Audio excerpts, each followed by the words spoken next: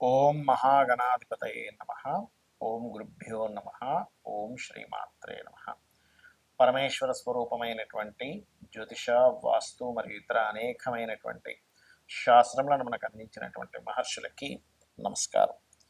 హయగ్రీవ హయగ్రీవ హయగ్రీవేతియో వదేత్తస్స నిస్సరదేవాని జన్మకన్యా ప్రవాహవత్ అరుణాం కరుణాతరంగితాక్షీం ధృతపాశాంకుశపుష్పబాణచాపాం అనిమాదిభిరావృతాం మయూకైః అహమిత్యేవ విభావయే భవానీం. శ్రీమాత్రే నమః.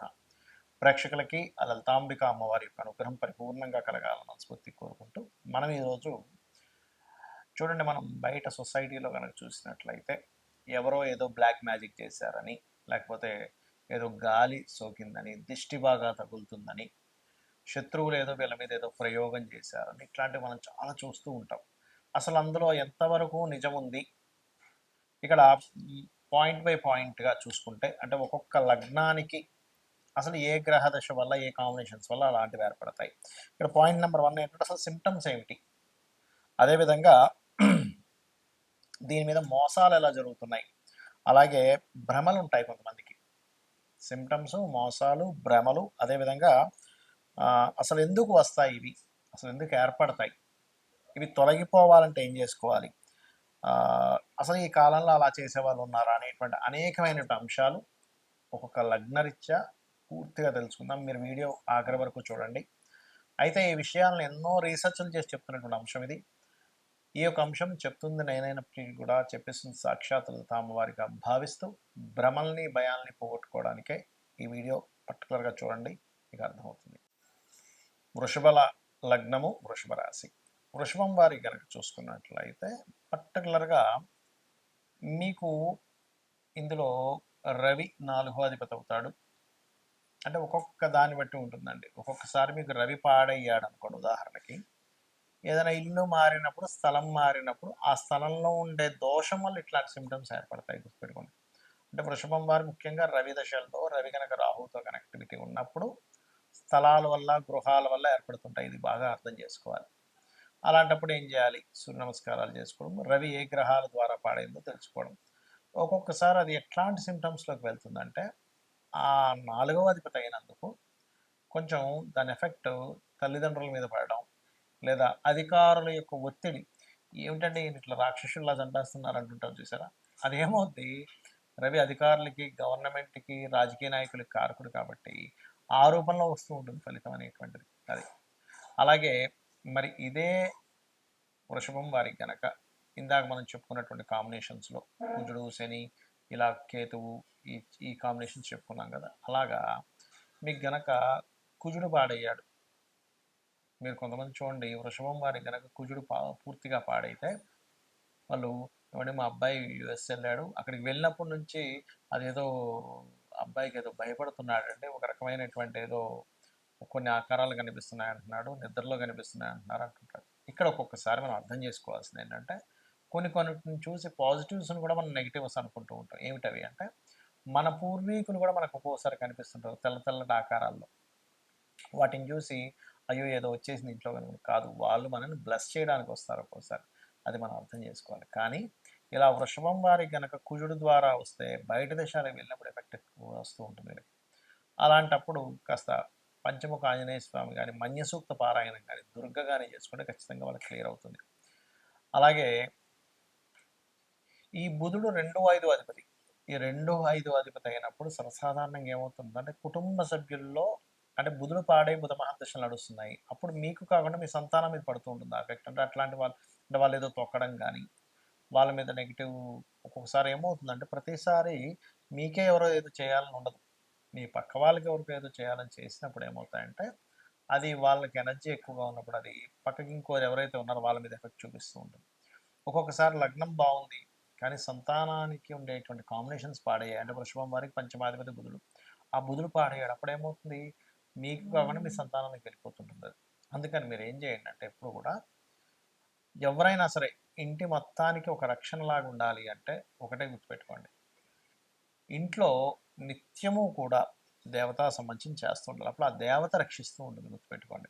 అలాగే అదే వృషభం వారికి ఒక్కొక్కసారి ఏమవుతుంటుందంటే, ఈ శుక్రుడే పాడవుతాడు, లగ్నాధిపతే పాడైపోతాడు.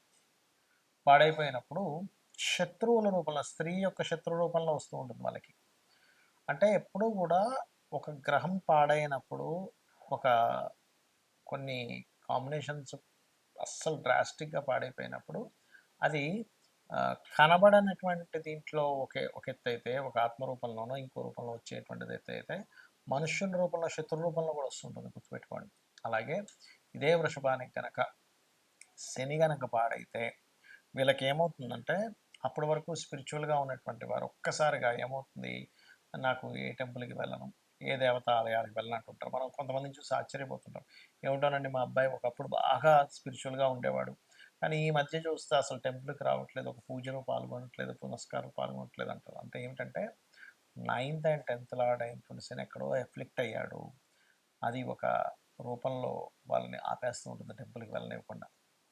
ఇంట్లో ఏదైనా పూజలు చేస్తే పార్టిసిపేట్ చేయరు, టెంపుల్స్కి రారు. అలాంటప్పుడు మీరు వెంకటేశ్వర స్వామికి సంబంధించిన ఏదైనా లాకెట్ మెడలో వేయడం, ఇంట్లో నిత్యము ఏదైనా వెంకటేశ్వర స్వామి స్తోత్రాలు, విష్ణు సహస్రనామాలు చేస్తూ ఉన్నట్లయితే ఖచ్చితంగా మీకు క్లియర్ అవుతుంది. అయితే మీ మొత్తానికి, మీ జాతకం మొత్తానికి, వృషభం వారికి ముఖ్యంగా ఈ విష్ణు సహస్రనామాలు ఎటువంటి బ్యాడ్ మంత్రాలు కానీ, అంటే ఎటువంటి ఇబ్బంది మీకు పడనివ్వకుండా, నెగిటివ్ ఎఫెక్ట్స్ మీ మీద రాకుండా చూసుకుంటుంది. మనము పాయింట్ బై పాయింట్గా చూసుకుంటే అసలు సిమ్టమ్స్ ఏమిటి, ఈ గాలి దూరి తగిలిన వల్ల సిమ్టమ్స్ ఎలా ఉంటాయంటే, నిద్రలో ఉలిక్కిపడి లేస్తుంటారు, గుర్తుపెట్టుకోండి.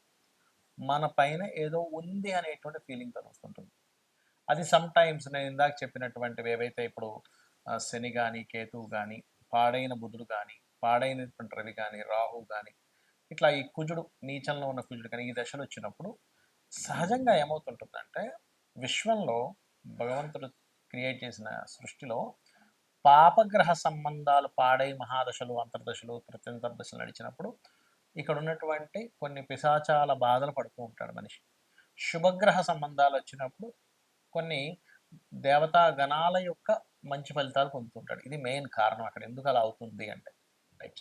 అయితే సిమ్టమ్స్ మాత్రం చెడు కళలు రావడం, చెడు కళలకి గజేంద్ర మోక్షం చదువుకుంటే క్లియర్ అయిపోతుంది. కాకపోతే ఉలిక్కి పడటం, వెనక నుంచి ఎవరో ఇలా వెళ్ళిపోయినట్టు అనిపించడం, ఏదో పని చేసుకుంటే వెనక నుంచి ఏదో ఒక నల్లటి ఆకారం వెళ్ళిపోయిందండి అంటూ ఉంటారు. ఇవి కొంతమందికి భ్రమలు కూడా ఉంటాయి. అంటే ఏమిటి, ఏమీ లేకపోయినా భ్రమ పడుతుంటారు. భ్రమ ఎవరు పడతారు, ఎందుకంటే మనం ఒక క్లారిటీకి రావాలి, నేను నిజంగా భ్రమ పడుతున్నానా, అవుతుందా, ఇది తెలుసుకోవాలి ముఖ్యంగా. ఎందుకంటే ఈ మీరు భ్రమ పడుతున్న దాన్ని కొంతమంది సొసైటీలో మోసం చేస్తుంటారు కూడా. మీకు ఏదో వచ్చేసిందండి, మీరు ఇన్ని లక్షలు తీసుకురండి, ఇన్ని వేలు తీసుకురండి, ఫస్ట్ అక్కడ డబ్బులు పెట్టండి అని మిమ్మల్ని ఇబ్బంది పెట్టే వాళ్ళు ఉంటారు సొసైటీలో. ఇది బాగా గుర్తుపెట్టుకోండి. మరి ఏమండి, నాకు నాకు భ్రమ అవ్వచ్చు లేదా నిజంగా అవ్వచ్చు, ఏమిటి దీనికి పరిహారము అంటే కూడా చెప్తాను నేను మీకు. అలాగే మరొకటి ఏంటంటే, ఇక్కడ భ్రమకి నిజంగా జరుగుతుందా అనడానికి ఏమిటి తేడా అంటే చెప్తా చూడండి. మీది భ్రమ అనుకోండి, ఎక్కడో పంచమాధిపతి మహాదశలు నడుస్తుంటాయి, మీ లగ్నం నుంచి 5వ అధిపతి మహాదశల్లో ఇది కనెక్ట్ అవుతూ ఉంటుంది, లేదా చంద్రుడి ద్వారా కనెక్ట్ అయిందంటే అది భ్రమే, ఇంకా అందులో డౌట్ లేదు. నిజంగా జరుగుతుందంటే అప్పుడు ఏంటంటే మీరు సంబంధం లేకుండా ఉలిక్కి పడుతూ ఉంటారు, అది నిజమైందనమాట. అయితే అందులో ఇక్కడ మరి ఈ రోజుల్లో నిజంగా ఇలాంటివి ఏమైనా ఇప్పుడు మనం వింటూ ఉంటాం, పాతకాలంలో వినేవాళ్ళం, బాణామతి, చిల్లంగి, లేకపోతే రకరకాలు ఉంటాయి, రకరకాల చెడుకులు చేసేవాళ్ళు ఉంటారు. మరి ఈ కాలంలో ఉన్నారంటే చాలా తక్కువ అలాంటివి చేసేవాళ్ళు ఇప్పుడు. ఎందుకంటే ఇప్పుడు అంత ఓపిక కానీ అంత నిష్టగా ఉండేవాళ్ళు కానీ లేరు. ఎక్కడో ఓ లక్షలో కోట్లో ఒక వ్యక్తి దొరుకుతారు జెన్యున్గా ఉండేవాళ్ళు. మిగతా అంతా కూడా మార్కెట్లో ఉన్నదంతా కూడా ఫేక్ పీపుల్ ఎక్కువగా ఉన్నారు, ఇది మీరు గుర్తుపెట్టుకోండి. ఇది చాలామంది ఏమంటే నాకు శత్రువు ఉన్నాడు, వాడి మీద ఏదో ప్రయోగం చేయడానికి ఎవరినో కలిశాను, ఇన్ని లక్షలు తీసుకున్నారు, ఏదో చేసేసాను అన్నాడు, ఇంకేవో చెప్తూ ఉంటారు. అవి మీరు నమ్మకండి దయచేసి. జెన్యున్ పీపుల్ చాలా తక్కువ. నేను ఇలాంటివి లేవనట్లేదు, ఉన్నాయి, కానీ ఇలా చేసే వాళ్ళ జెన్యున్గా ఉండే వాళ్ళ పీపుల్ చాలా అంటే చాలా తక్కువ, చాలా ఎక్కడో కానీ ఉండరు. వాళ్ళు దానికి ఎన్నో నియమనిష్టలు పాటించాలి, లేకపోతే వాళ్ళకి ప్రమాదం అనమాట అది. రైట్. అలాగే ఇక్కడ ఇంకొక విషయం ఏంటంటే, అసలు వీటి నుంచి మీరు తప్పించుకోవాలి, వీటి నుంచి అసలు బయటపడాలి అంటే ఏం చేయాలి? శాస్త్రాల్లో చాలా ఉన్నాయండి పద్ధతులు. ఒకటి, నిత్యము చండీ ఇంట్లో గనక పారాయణం జరిగింది, లేదా లలితా సహస్రనామాలు ఇంట్లో పారాయణం జరుగుతుంది, రోజు ఉదయం సాయంత్రం లలితా సహస్రనామాలు చదువుతున్నాయి, లలిత చదవడం కానీ లేకపోతే ఖడ్గమాల ఇంట్లో మీకు ఉపదేశం ఉంటేనే ఖడ్గమాల చేయాలంటారు. జరుగుతుంది అంటే ఆవరణ దేవతలు ఒక్కొక్క దేవత గురించి వస్తూ ఉంటుంది. ఆ దేవతలు మొత్తం రక్షణ కలిగించి మీకు నెగిటివ్ ఎనర్జీ పోయేలా చేస్తుంది. గుర్తుపెట్టుకోండి ఒకటి. రెండవది హనుమాన్ చాలీసా వచ్చండి నాకు పొద్దున సాయంత్రం ఇంట్లో చేసుకుంటాను, లేదా రామ భజన ఏదైనా చేస్తాను ఇంట్లో, ఖచ్చితంగా అటువంటి నెగిటివ్ ఎనర్జీస్ తరిమి తరిమి కొడతాడు ఆంజనేయ స్వామి. రెండవది. ఇక మూడవది ఏంటంటే, లేదండి మాకు ఒకసారి ఏదైనా ఒక పెద్ద కార్యక్రమం చేసుకుందాం అనుకుంటే దాంతో క్లియర్ అయిపోవాలంటే చండీ పారాయణం, చండీ హోమం ఖచ్చితంగా ఇంట్లో ఇటువంటి నెగిటివ్స్ ఏమైనా ఉన్నా సరే పోగొట్టేలా చేస్తుంది. గుర్తుపెట్టుకోండి. ఇలాంటివి చేసుకోండి, కానీ అనవసరంగా ఏదో నమ్మి ఏదో భ్రమంలో బ్రతుకుతూ ఏదో అయిపోయిందని అనుకుంటూ దీనివల్ల ఏమవుతుందంటే, ఏమీ జరగనటువంటి మీరు ఏదో నాకు ఏదో ఎవరో ఏదో చేశారనో, ఏదో గాలి సోకిందనో, ఇలాంటి భ్రమంలో ఉన్నప్పుడు ఏమవుతుందంటే లైఫ్ అన్నిటిని పక్కన పెట్టేస్తాడు మనిషి. అంటే చేస్తున్నటువంటి ఉద్యోగము, వ్యాపారము ఇవన్నీ వదిలేసి వాటి చుట్టూ తిరుగుతుంటాడు. కాబట్టి దయచేసి ఇటువంటి వాటికి మీరు ఈ రకంగా మీరు బయటపడవచ్చు. శుభ్రంగా ప్రతి క్షణము ఇవన్నీ చేయలేనండి, ఆంజనేయ స్వామిని తలుచుకుంటా సరిపోతుంది. లేదు శ్రీమాత్రే నమః అనుకున్నా కూడా సరిపోతుంది. అయితే ఇక్కడ ఎప్పుడు కూడా ఇంట్లో కనుక మీకు కొంతమందికి ఏంటంటే మనుషులకు ఉండదు కానీ ఇంట్లో నెగిటివ్ ఎనర్జీ వస్తూ ఉంటుంది.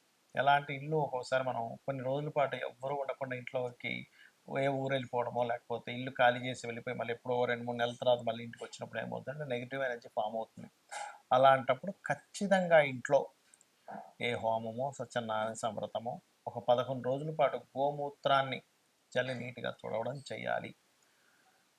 అలా చేస్తే ఏమవుతుందంటే కల్లుప్పుతోని కడిగడం చేస్తే అప్పుడు నెగిటివ్ ఎనర్జీ పోతుందండి. లేకపోతే ఏమవుతుందంటే అవి ఎవ్వరూ తిరగనటువంటి ప్రదేశము. ఎందుకంటే లోకంలో నెగటివ్ ఎనర్జీ, పాజిటివ్ ఎనర్జీ రెండూ ఉన్నాయి, గుర్తుపెట్టుకోండి. దేవతా ఎనర్జీ ఎంత స్పష్టంగా ఉందో, పిశాచాలు, ఆత్మలు, ఈ ఆత్మలే రకరకాలుగా మారుతూ ఉంటాయి. మనిషి యొక్క ఆత్మే ఆ రకంగా మారుతూ ఉంటుంది.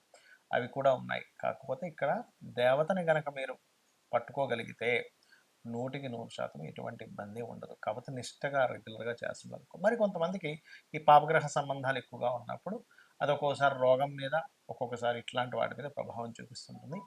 ఆ సమయంలో అమ్మవారిని బలంగా మీరు నిత్యము చేయండి, అన్ని విధాలా మీకు బాగుంటుంది. శ్రీమాత్రే నమః.